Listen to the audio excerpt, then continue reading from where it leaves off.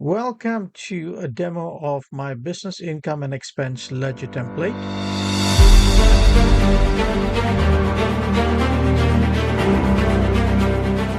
This is where you can do your full general ledger in an Excel spreadsheet, and I'll come to what the features are about. So this is the page you will see when you open up the spreadsheet. Now, this is a full version. If you look here where my cursor is, this will tell you the version number. All right, this is my play version. The actual latest version is a later date. So uh, a quick run through the spreadsheet. So the yellow tab is really about the feature, and I'll come to a bit more of that. This purple tab is where you'll key in all of your data. As you can see, I've got some sample data already here for you. And all of these green tabs are your pivot table, which are auto-populated. You just need to refresh them. And this is what you'll use for your reporting, to print out, to take to your accountant, and for your own purposes. All right, so now coming back to about this feature, a little blurb about me, my website, Facebook page. So, and this is where you can change stuff. So currently for Australia, the GST percentage is 10%. Now, if at all that changes to whatever 11%, you go in here and change it to 11%. All right, but we're going to keep it at 10. And the financial year end is designed for the Australian tax system, which is 1st July to 30th June. Now, if you are in another country and your year end ends December, as I know US has that, click this, it will take you to the year end. So it's a bit small, but you just got to go and click December. So now your year end reporting will be 31st December, but I'm just going to change it back to June and keep it at Australian. So these are features that you can play around with. All of this will give you a bit more information as to what to do, what not to do. It's instructions, and I'll cover this a little bit more in my explanation. Okay, so that's about the full version. By the way, this is what you'll see if you've got the free version. It says here limited version 2D, limited use, data 27 January. This is my updated version. So the difference between this and the paid version or the full version is on the data entry sheet. You can enter. It's a fully functional spreadsheet. It works exactly the same as the paid version, except that I've just limited data to 150 lines. So you can enter data up to here. All right, no issue. But if you try and go below that, it won't allow you. All right. So the purpose of this, I used to give the whole thing out free, but then I need to earn some money as well. So this will be also good for some people. You can do everything you want within 150 lines. And if you don't want to buy the paid version, I'll show you a trick, which I shouldn't do, but you know, do it and then save the file and open up a new blank file and save it again. Yeah. All right.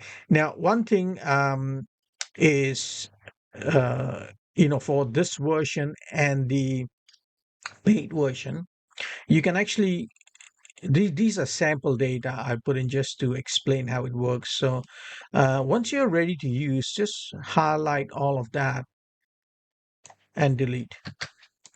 Done. So all the data is gone, and you can start doing your stuff. All right. So I'm assuming you have some degree of Excel skills to navigate this. If you don't, then you need to upskill yourself. Okay, and we'll proceed with the next section. Bye.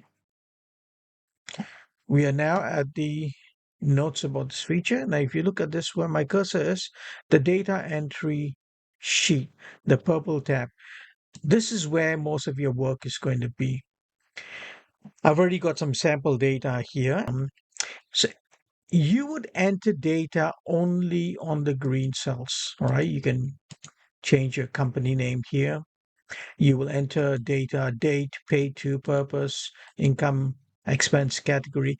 Everything on the green cells you can change. On the gray cells, it's protected. That's where the formulas are, so you can't change them. So, for example, if I try to delete this, it'll tell me, no, buddy, you can't do that. If I wanted to change this, no, it won't allow. But if I wanted to delete this one, yes, it allows me. Okay, I'll put that back. So, the whole sheet goes down to, wow, quite, certainly about 2000, yeah, 2,900 lines. So you can, depending on how big your business is, the lot of data you can put in here. Now again, this is it's a fully functional model. Uh, it does. If you got a small business, it does everything for you. I've got other models that I've designed specifically for clients where they wanted more features, and I can do that for you. But for most people, this will do everything for you. You don't need an accounting program. This spreadsheet will do it for you. All right. So, how does it work? So, you got the date, you enter your date. As soon as you enter your date, it will give you a financial year. So, because this data was entered a long time ago. So, let's say I put, today's date, 27 January 26. Oops, sorry, that's the wrong one. Okay, 27 January 26. You can see that changed to FY 26. That's financial year 26.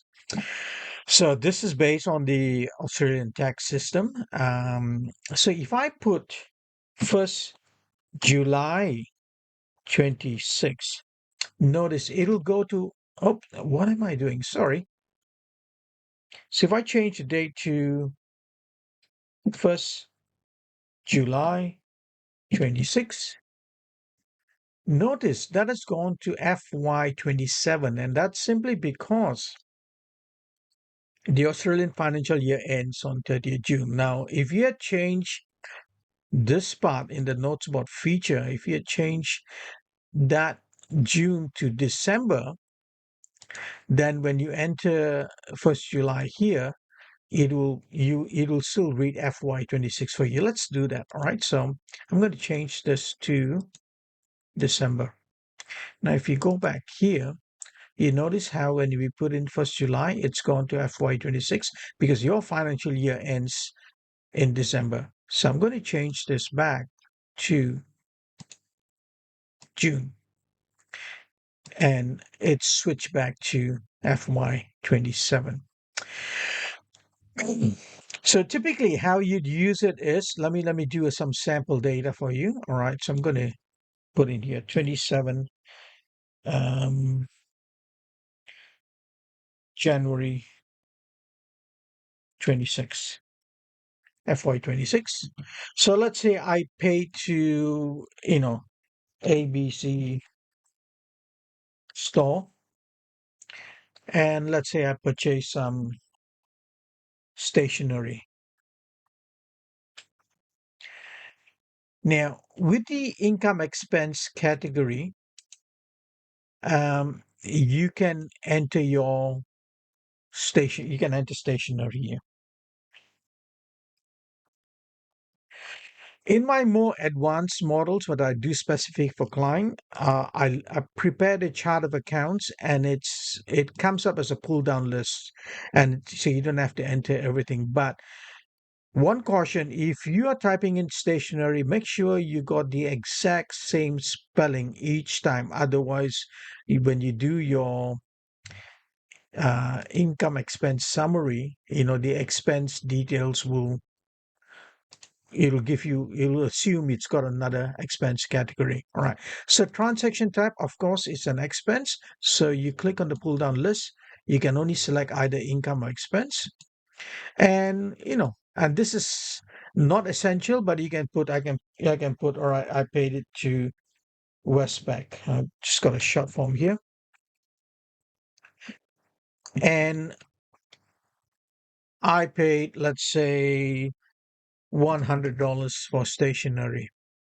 Now, notice it already calculates the GST, which is based on 10% for the $100. So my actual cost is $90.91. Now, depending whether you're GST registered or not, if you're GST registered, you claim this $9 back from the tax office.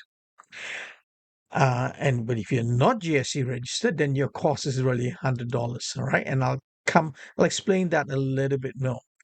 Now, I'm going to do something here. Let's say I accidentally put income. Things go red. It says error. See notes. So in the notes here, okay, transaction type. So this is where the errors is, right. So if it states here, if the transaction type is income or expense, and from the drop down list, you are allowed to pick either. Note that all income transaction must be entered as a negative value. So minus 300. Otherwise, a red error message will appear. Okay, so which is what happened here. We selected income, but we entered as a positive 100. So let's assume this was indeed income. I would enter it as minus 100. Sorry, wrong cell. Minus 100. And it's done. But it is not an expense. It's not an income. It's expense. I'm going to change this back to expense. So I'm going to do one more entry. Let's say, a couple of days back, 25th January 26. I sold something to Miss ABC. And so, maybe two products, two times product A. Now, assuming I don't have specific sale buckets, I can income. All right. So in this case, the income is energy healing. So I can put here sale of product A. Oh, that's the wrong spelling. So, and that's an income. And again, it went to my bank. Let's say it went through, okay, let's say it goes back to Westpac. Now here, I would have to enter it as, let's say, minus 300. So it comes up as an income. Now, if I accidentally put in $300 here as a positive, it'll tell me, hey, there's an error. See notes, which means every time you see the red, which means you've entered in the wrong denominator. So it should be minus 300 here. Again, noticing here that it's auto-calculated GST for you. Now it'll continue to do that. Whether you're GST registered or not, don't worry, the information will be there. So if you're GST registered, then you have to pay the tax office $27.27. All right. And your actual income is $272.73. But if you're not GST registered, then your income is $300. All right. So let's do another one. All right. Let's say I went to Coles and I bought, let's say, milk for the office. And I can put here, let's say, consumer bills. And it is an expense. And I paid with Westpac as well. Now, let's say it cost me, I bought a few bottles of milk. It's $10. It auto calculated GST for me. Now, certain items are not subject to GST. So what do we do? You come in here under column K, this column, manual GST. So let's say I can put zero. There's no GST. Oh, no, sorry, not that. If it's no GST, I put in here no. And it takes off the GST. All right. And let's say with the $10, I paid a few I bought a few other things, but the GST was only, let's say, 50 cents. So you notice if I entered a self-calculated GST amount here, it comes up as 50 cents. So I'm going to delete this. The gist of it is the system auto calculates GST, but you can change that. If there was no GST charge to you, then you put no, GST go off. And if I do it here as well, I put stationery, there was no GST, it goes off. And if let's say GST is only 50 cents, I put here 0.5 and it calculates. All right. So in a nutshell, that's really how to navigate through the spreadsheet. All of this are just notes where you can type something here. It just is for you. It doesn't affect the general ledger. Um, yeah, and you can go full down. Now there is a free version with limited use, which has you can enter data up to 150 lines, after which you can't enter any more data. And that's for you to play around. And that may serve some people, that's fine. But if you wanted the full version, this is the full version, which you got nearly 3,000 lines of data. So let's go to the pivot table. So the moment here it's got FY13 because this is old data, and like every time you do something in this data entry sheet and you want to see your reports, you have to come here, put your cursor on the body of the pivot table, right click and click refresh. Okay, so you see some data has changed here. Now you can pull this down. If I go to FY26, I can see, all right, for FY26, we created two entries. I've got income um, A and product A and stationery. Now, if I want all the years, I click all of the years. So it gives me 2012, 2013, 2017. There was some data, 2026. Now, if you are pretty, if you know how to navigate around Excel and pivot tables, you can play around with this. I mean, there's no restrictions here. You can change the pivot tables as to how you like it. All right.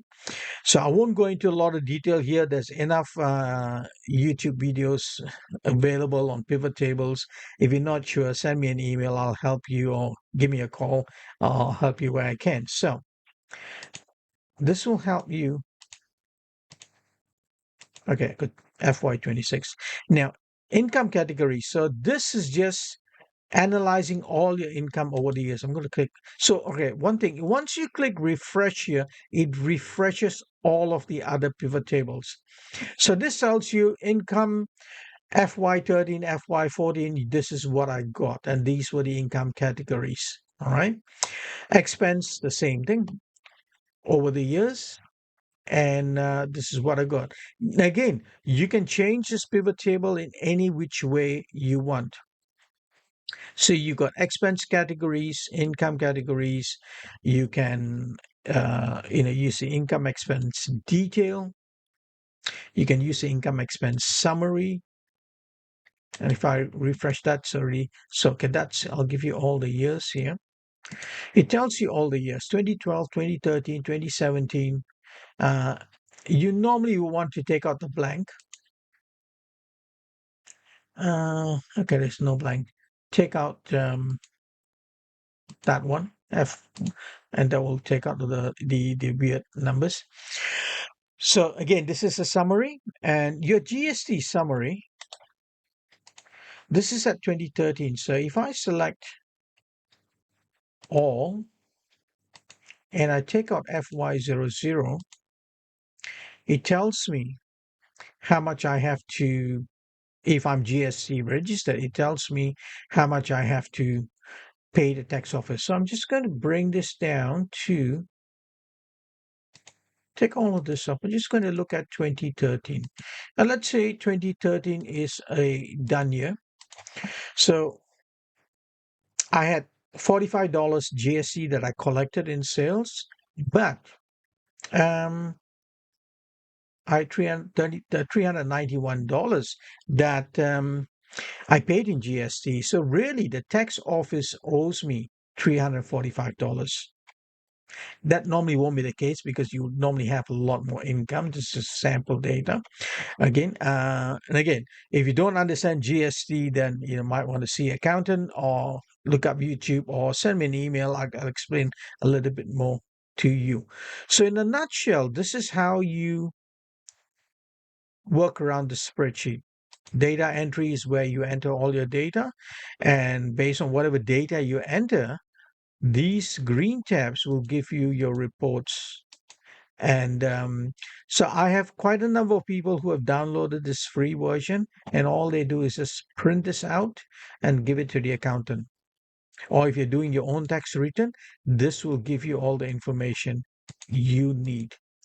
Um, there are advanced versions, as I've said, but this will serve most people. So I hope this helps you. And once again, if you got any questions, send me an email. Or if you got my phone number, send me an SMS, give me a call, and I'll be more than happy to help you. All right. Thank you. Bye.